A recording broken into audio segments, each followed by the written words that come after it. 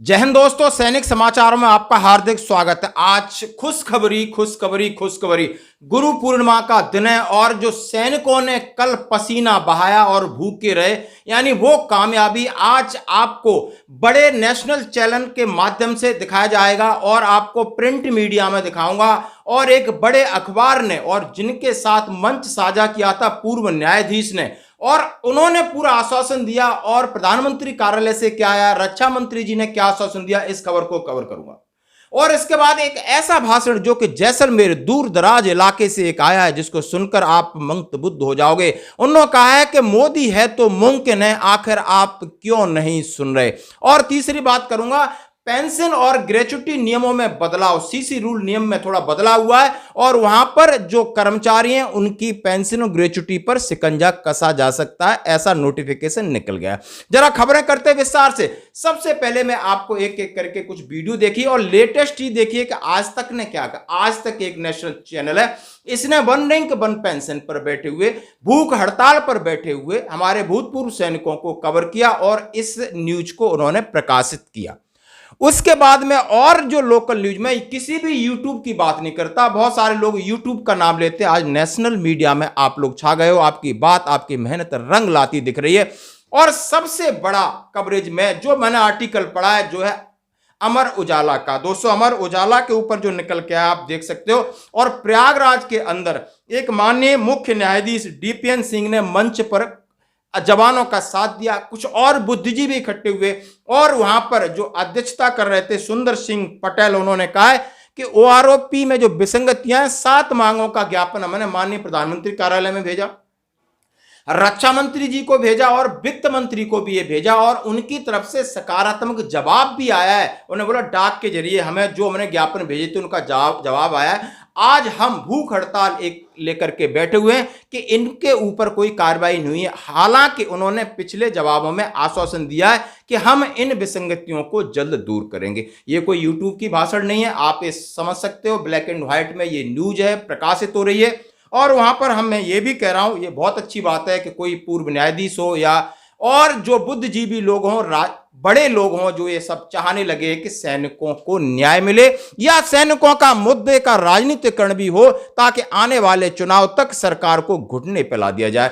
और ये चीज छुपी नहीं हो सकती, सच को किसी कहने की जरूरत नहीं होती। आप देख सकते हो, बंगला अखबार का मैं आर्टिकल आपको दिखा रहा हूं, हिमाचल का दिखा रहा हूं, उत्तराखंड का दिखा रहा हूं, वीडियो दिखा रहा हूं, सब चीजें आपके सामने रख रहा हूं। अब दूसरी बात कहते हैं, सबसे बड़ा और सबसे अच्छा वीडियो जो मैं आपके सामने ला रहा हूं, ये जैसलमेर का एक अनुभवी सैनिक ने क्या कहा है।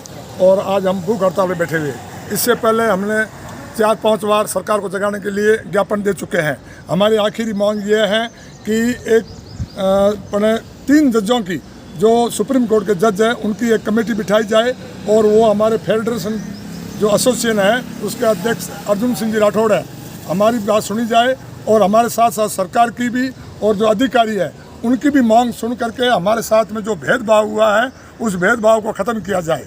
हमारी सरकार से यही मांग है कि बताते हैं कि मोदी है तो मुमकिन है, हम तो मोदी पर बहुत उम्मीद लगाए बैठे हैं, रक्षा मंत्री पर भी उम्मीद लगाए बैठे हैं। इस बीजेपी सरकार को बनाने वाले भी ये पूर्व सैनिक है। हम आज से भी पूर्व सैनिक पूरे बीजेपी के साथ है, इस सरकार के साथ है। लेकिन सरकार को हमारा धैर्य की परीक्षा नहीं लेनी चाहिए, हमारा धैर्य खोया जा रहा है। हमें आज 5 महीने हो गए हैं बैठे बैठे दिल्ली में, अभी आखिरी हमें आगे भी स्टेप उठाना पड़ेगा, लेकिन हम सैनिक पीछे नहीं मुड़ेंगे। सरकार चाहेगी कि इनको हम खदेड़ देंगे। हमने बॉर्डर की भी रक्षा की है, इसलिए हमारी जो भी जायज़ मांगे हैं उनकी सरकार समीक्षा ले और हमारी सुने और हमारी मांगों को पूरी करे। जय हिंद। उन्होंने कहा है कि मोदी जी जरा सुनिए, कहते हैं कि मोदी है तो मुमकिन है। आखिर ओआरओपी की जो विसंगतियां हैं, मुझे उस चीज का दुख है कि आपने ओआरओपी पर पैसा दिया, फंड दिया और जिसके लिए देना था वहां तक नहीं पहुंचा। मैं बस उसके लिए आपको जगा रहा हूं कि ये आप मेरी बात सुन लीजिए, चाहे मिलिट्री सर्विस पे कर लेकर हो या वन रैंक वन पेंशन लेकर हो, जितना आपने जो फंड दिया है वो जिसके लिए वहां नहीं पहुंचा है।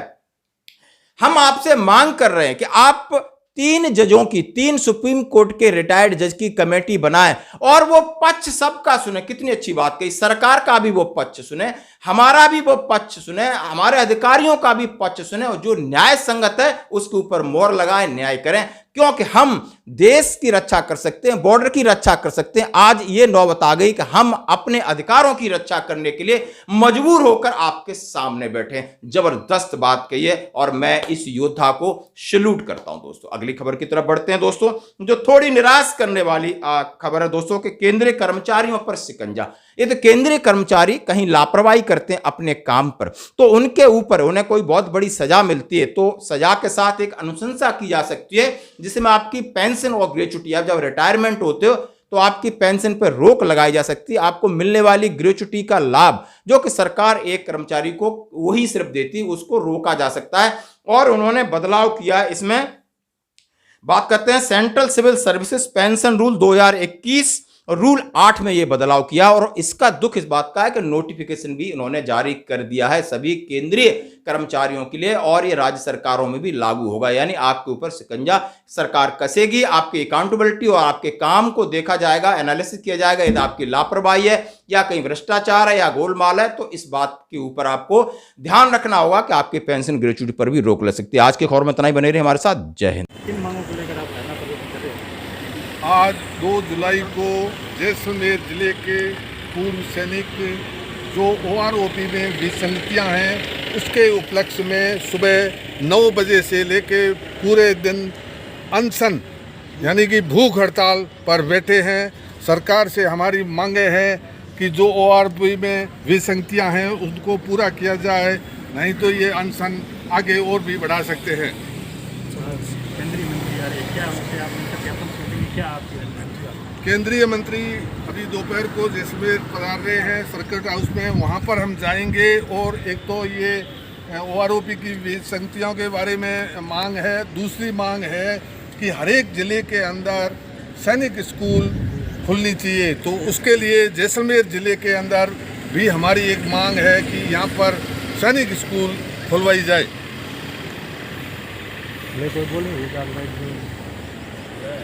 वकील साहब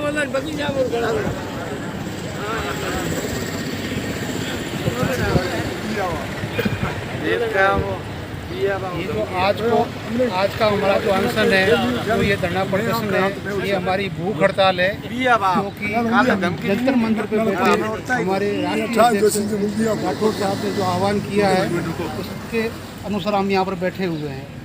हमारा ये प्रदर्शन OROP 2 में विसंगतियों के बारे में है जिनके ऊपर सरकार ध्यान नहीं दे रही है, न कोई आश्वासन दे रही है, न कोई संज्ञान ले रही है।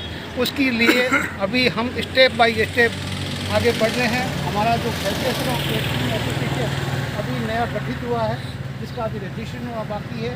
होने के बाद आगे की और बड़ी बड़ी कॉलें होंगी, बड़ी संख्या का घेराव होगा, बहुत कुछ होगा। लेकिन अभी तक हमारी जो सुनवाई है, हमने 30 फरवरी से मंत्र पे अपना अनशन हड़ताल शुरू की है। उसके बाद में हमने सांसदों को ज्ञापन दिया है, डिस्ट्रिक्ट कलेक्टर को ज्ञापन दिया है, आज हमने भूख हड़ताल रखी है। उसके बाद में 23 को हमारा दिल्ली के अंदर है, 26 को हमारा कारगिल दिवस के ऊपर है। इसलिए माता की जय, भारत माता की जय, सैनिक एकता जिंदाबाद, सैनिक एकता जिंदाबाद, सैनिक एकता जिंदाबाद। धन्यवाद। मेरे वरिष्ठ और कनिष्ठ साथियों, हम सब बिल्कुल ऐसा है, यहाँ पे कोई सभी तो नहीं होगा। मैं आपका सबका जो है धन्यवाद करना चाहता हूँ। अभिनंदन तो नहीं करूँगा क्योंकि मुझे अभी कोई हक नहीं है, क्योंकि मैं इस कार्यकारिणी का सदस्य नहीं हूँ। अभिनंदन नहीं कर सकता हूँ, लेकिन आपका धन्यवाद कर सकता हूँ एज ए भूतपूर्व सैनिक के नाते।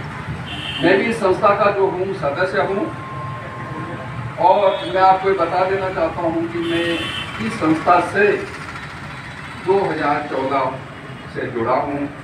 जब जून में ये मुहिम शुरू हुई थी जंतर मंतर पे